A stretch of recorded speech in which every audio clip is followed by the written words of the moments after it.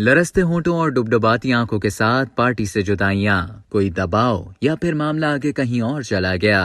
पाकिस्तान तहरीक इंसाफ के रहनुमाओं की जानिब से पार्टी छोड़ने का सिलसिला थम न सका।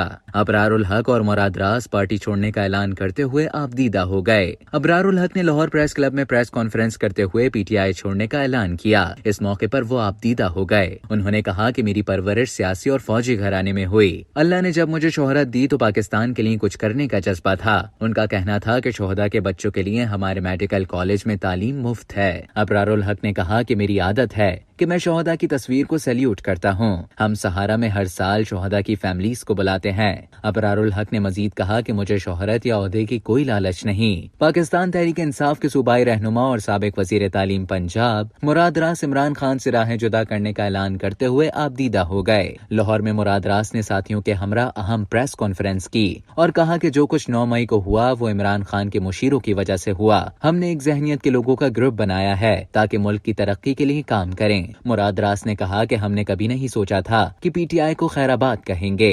आज इमरान खान और पीटीआई से राहें जुदा कर रहे हैं। उनका कहना था कि मुल्क हम सब का है, हम सब ने यहीं रहना है, लड़ाई से मुल्क बेहतर नहीं हो सकता।